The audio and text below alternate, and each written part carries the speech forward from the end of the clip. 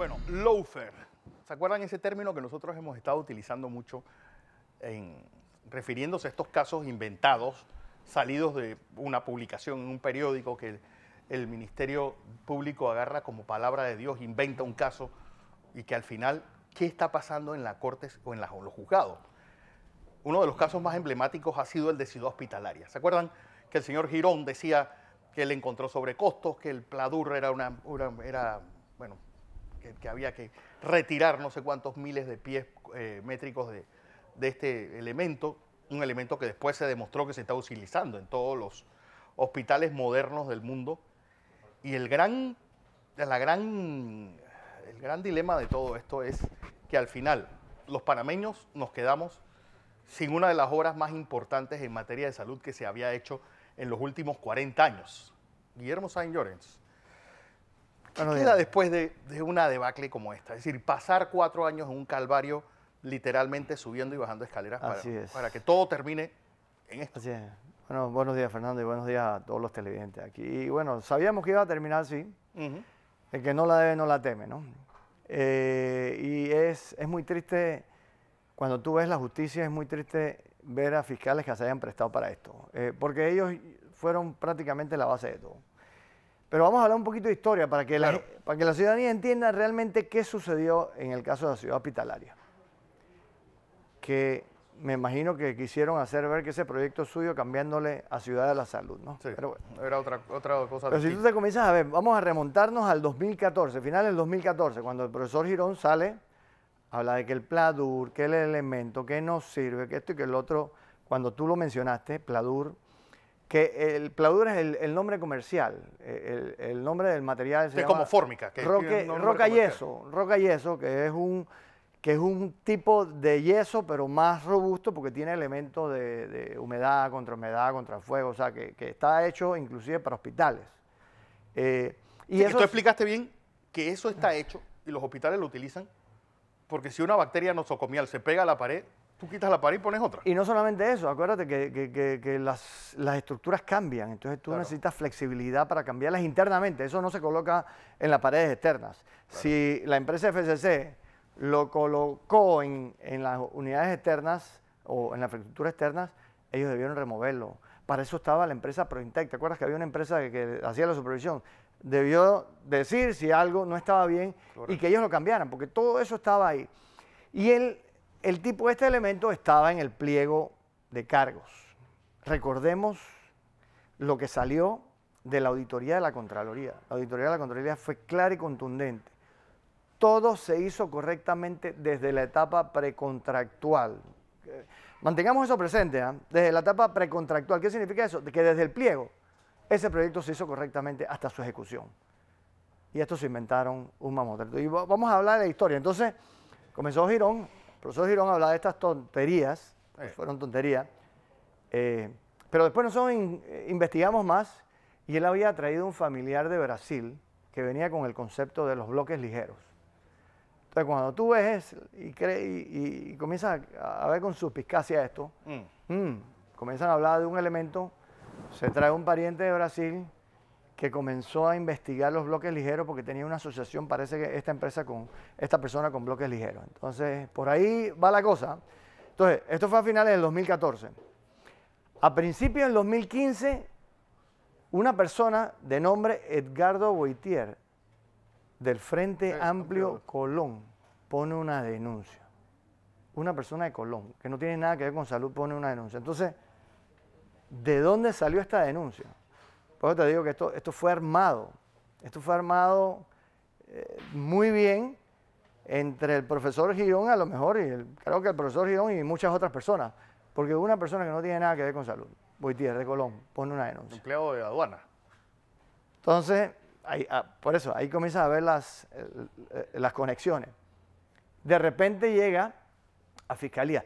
Y si tú le preguntas a cualquier abogado penalista, te dice, para que haya una investigación formal tiene que existir una auditoría de la Contraloría. Bienvenido al club. Ok. Pero basaron todo este mamotreto en una auditoría amañada de la Caja del Seguro Social, donde el profesor Girón pide una auditoría y con sus cómplices me imagino, que fueron los jefes de auditoría, el director y el subdirector que se prestaron para esto, con todos los auditores que le siguieron el juego, y eso después nos vamos a encargar. Hicieron una auditoría donde se encuentran 30 anomalías, todas administrativas. ¿Qué significa administrativa? Que no nada de peculado, nada de robo, nada de sobrecostos, nada, pero administrativas, que si de repente no hay un documento y se comenzó sin el documento, que la Junta Directiva no había autorizado cuando era mentira, porque todo el proceso de Ley 22 lleva un proceso donde primero se saca el acto y después nosotros lo llevamos a la Junta Directiva.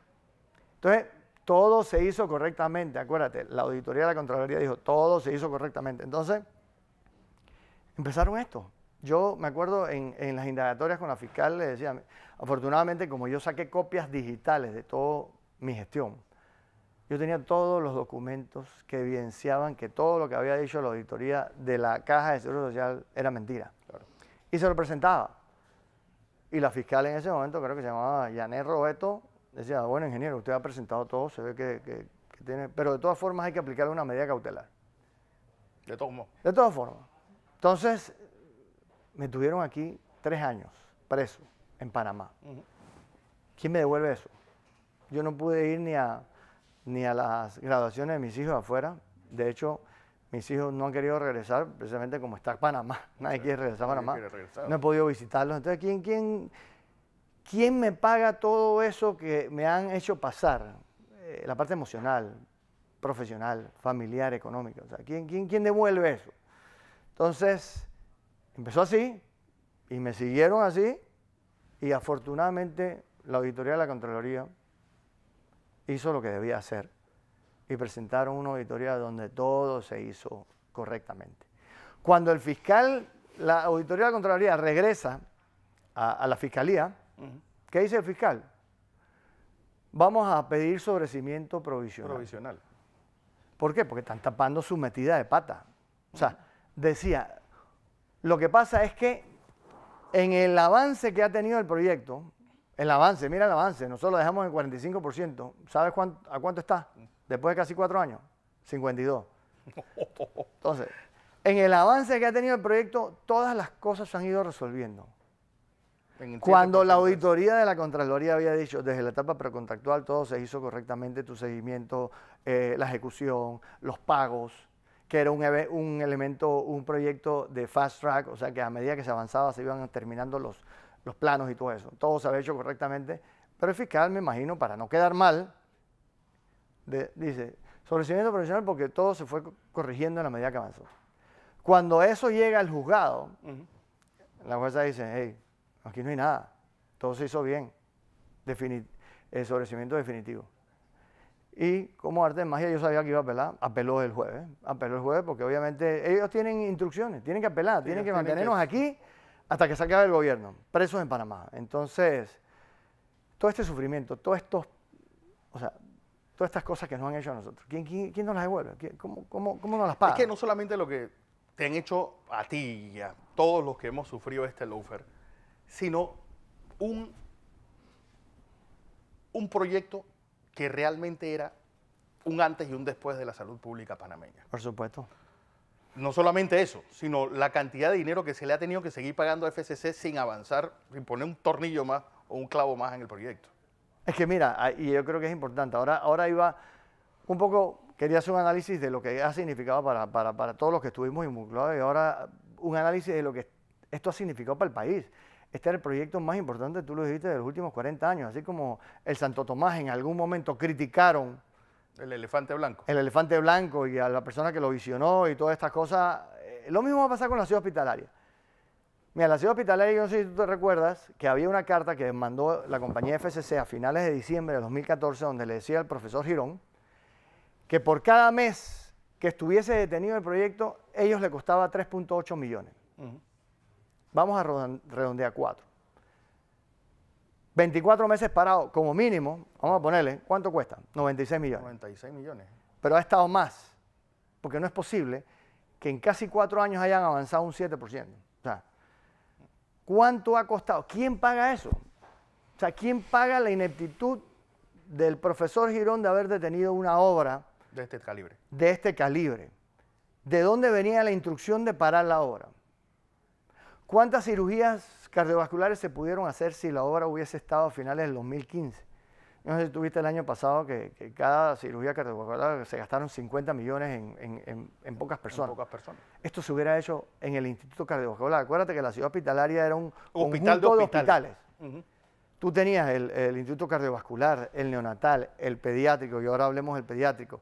Tenías un centro de rehabilitación, tenías uno de salud renal, tenías de trasplantes, tenías el Hospital General.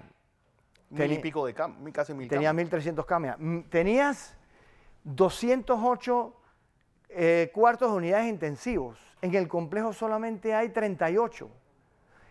Y eso fue una cosa que nosotros arreglamos. La relación de cuartos de unidades intensivos a camas es de 10 a 15%. O sea, tú debes tener. ¿Por qué?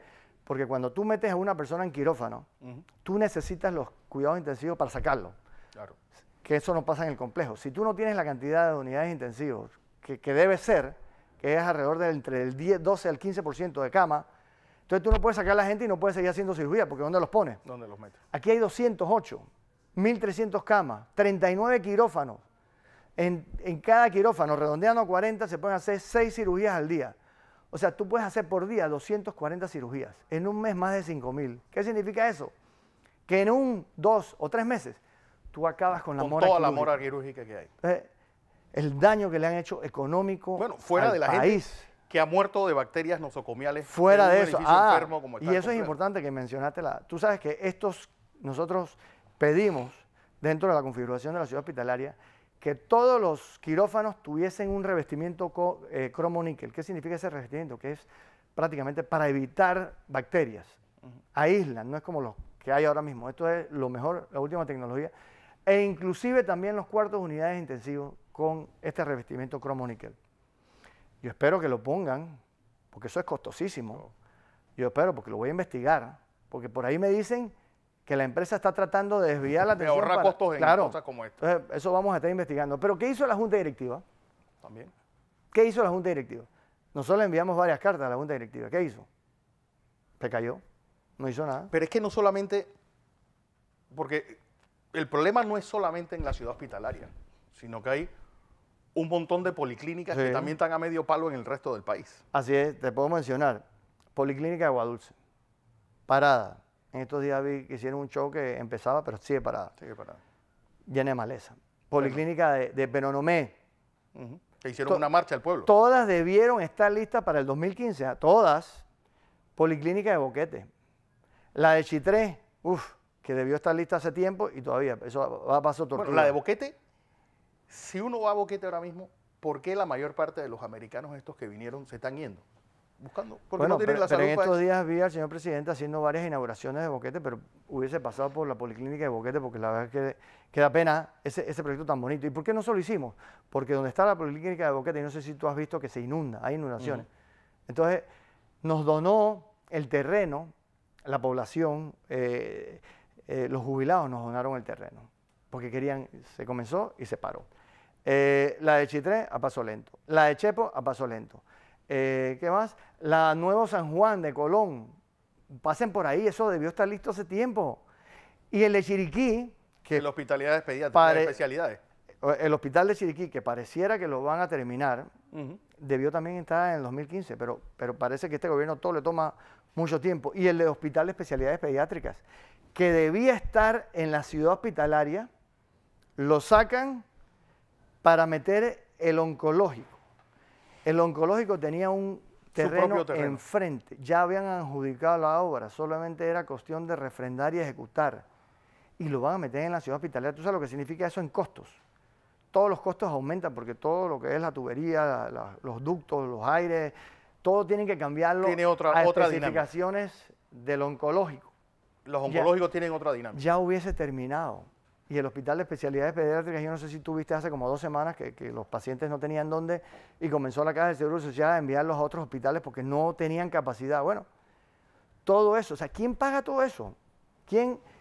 No sé, todo lo detuvieron y no solamente los proyectos de infraestructura, los proyectos de tecnología, que es el sistema de información de salud, el registro médico digital, logística hospitalaria, que nos iba a ayudar con el abastecimiento. Nosotros cuando salimos teníamos 98% de abastecimiento, ahora está menos de 70%.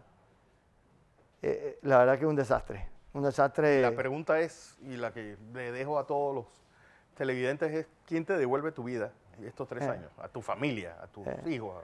A ver. Mira, mi hijo el otro día posteó o sea, ¿quién me devuelve todos estos años que yo no he podido estar con mi papá? Y lo dejo ahí porque la verdad que es un momento difícil. Muy difícil. Billy, como siempre, un placer tenerte Gracias. aquí.